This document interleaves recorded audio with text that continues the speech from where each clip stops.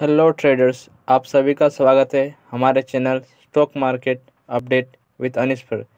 आइए जानते हैं क्या है एक्सपर्ट्स की राय इस स्टॉक पर। कि वो क्या बाजार पे इस वक्त रीडिंग रख रहे हैं संजीव जी।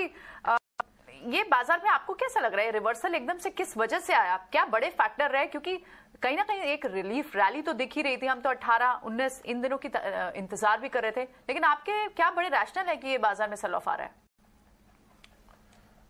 हाँ, गुड आफ्टरनून। तो प्रियंका देखिए, एक तरफ आपके पास यूरोप के 4 आदमी यूक्रेन में हैं और पीस स्टॉक्स, मैंने आपको इसलिए 17-18 कही थी कि 17-18 को ये पीस स्टॉक विल फ्रक्टिफाई।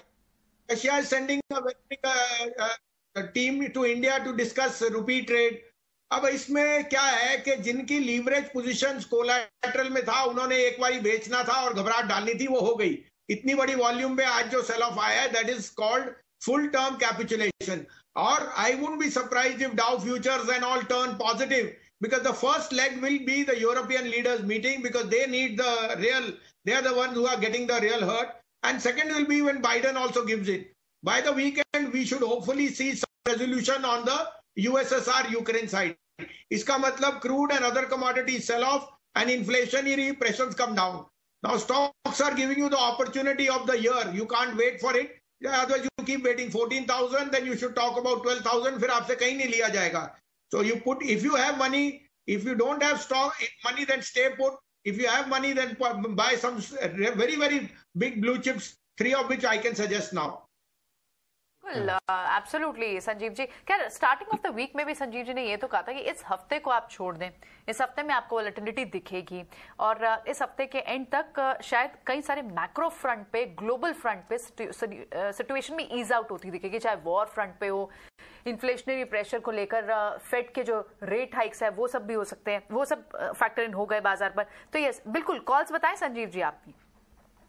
तो टाइटन लीजिए यहाँ पे 2050 में, stop loss 1975, target of 2250, buy DLF 304 305, stop loss 296, target of 330, and buy SBI card 705, stop loss of 690, target of 750। SBI card और टाइटन, ये दो पिक्स रहेंगी संजीव जी की यहाँ से। ठीक है संजीव जी, एक सवाल और, क्योंकि जब हम अब यहाँ से बाउंस बैक करेंगे इस हफ्ते के बाद, आपकी अगर रीडिंग ये कहती है कि अगले हफ्ते से हम एक तेजी के दौर में शुरू हो जाएंगे, तो सस्टेन कब तक करेगी? कितने समय तक आपको लगता है कि बाजार में तेजी रहेगी? अरे आप पहले बाउंस तो कीजिए, अपने आप कवरिंग आएगी। जब माल लेने आएंगे तो ओवरसोल्ड टेरिटरी से बाउंस बहुत स्ट्रांग होता है। 16,800 तक जाएगी निफ्टी एटलीस्ट। 800। तो और कौन से स्पेसेस आपको लगते हैं कि यहाँ सबसे पहले बाउंस पाएगा? क्या हेवी वेट्स होंगे या फिर कोई सेक्टर पसंद करेगा बाजार?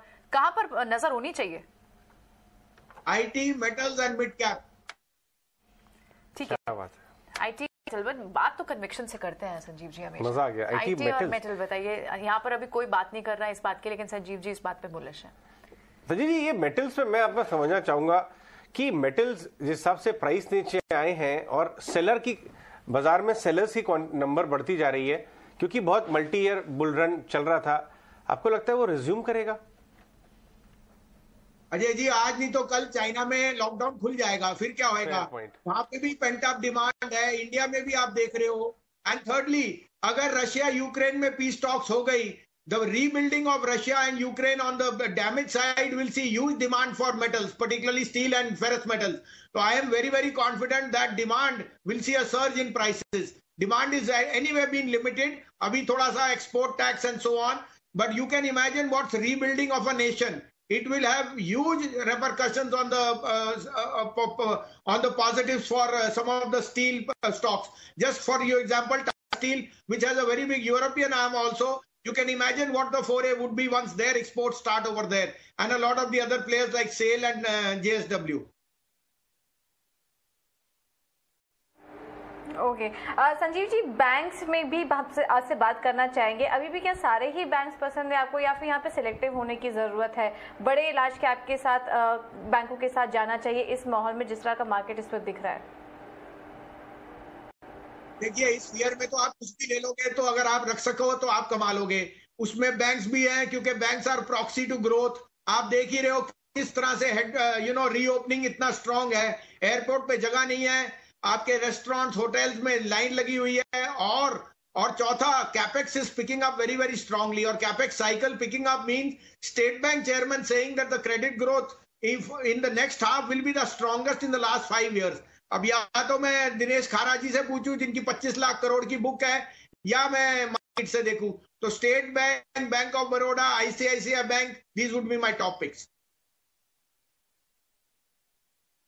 ऑलराइट, ठीक है, thank you so much Sanjeev ji हमारे साथ जुड़ने के लिए और ये सारी रणनीति भी सुझाने के लिए। तो कुछ सेक्टर स्पेसिफिक अप्रोच इस पर रखने की जरूरत है। फंडामेंटल अच्छी क्वालिटी कंपनियों में निवेश करिए, काफी बेहतरीन मौके इस वक्त दिखाई दे रहे हैं।